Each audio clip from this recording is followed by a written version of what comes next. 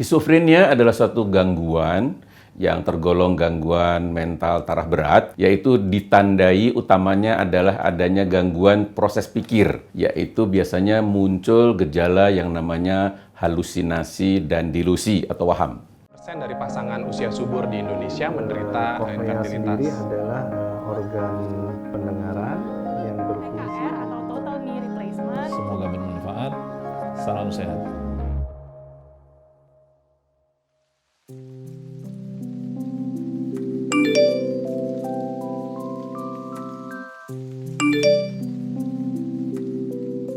Hai sahabat Premier, saya Dr. Danardi, psikiater di Rumah Sakit Premier Jatinegara.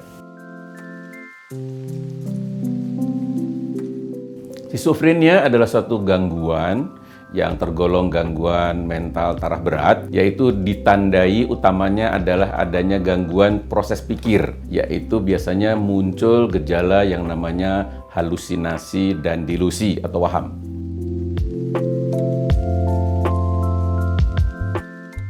Jadi kalau mengenali gangguan skizofrenia itu biasanya diawali dengan namanya gejala prodromal atau gejala awal, yaitu 6 bulan sebelum munculnya gejala aktif, yaitu bahwa si pasien ini menarik diri, tidak mau mandi, tidak mau berganti baju, mengurangi berbicara, mengurangi kegiatan, bahkan bisa di kamar 2-3 hari dan tidak berbicara dengan siapapun.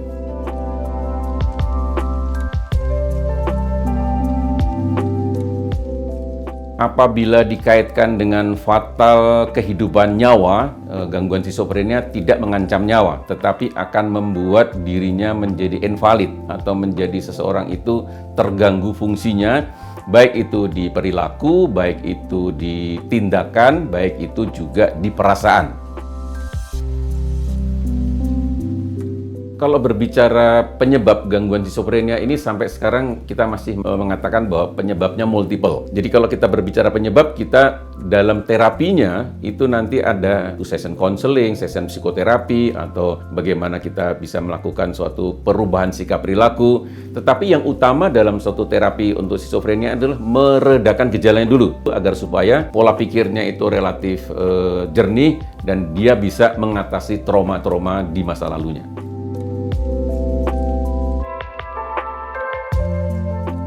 Jadi kalau ditanyakan tentang pengobatan, bahwa di dalam dunia psikiatri itu terapi tidaklah menggantungkan di farmakologi saja. Bahwa pengobatan namanya psikoterapi, pendekatan dengan keluarga, ataupun pendekatan-pendekatan spiritual, itu juga menjadi modalitas, menjadi tujuan dari suatu terapi bersamaan. Tetapi apabila memang diperlukan akan minum obat jangka panjang, itu juga kita harus sampaikan pada penderita skizofrenia bahwa harus siap bahwa suatu saat barangkali memang obat ini akan berjalan panjang. Tapi juga kita sering menemukan bahwa pasien itu dengan perlahan-lahan obat itu bisa diturunkan dan dia bisa menyikapi trauma di masa lalu, maka dia bisa bebas tanpa minum obat lagi. Meskipun kita harus sampaikan bahwa suatu saat gangguan skizofrenia itu bisa relapse, bisa muncul kembali.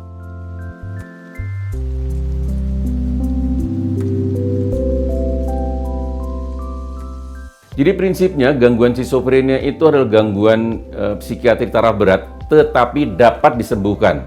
Bahwa kita harus mencari modalitas-modalitas terapi secara multiple juga, bahwa tidak hanya menggantungkan di pengobatan saja, tapi harus kita sampaikan bahwa pengobatan itu harus berjalan dari dua arah.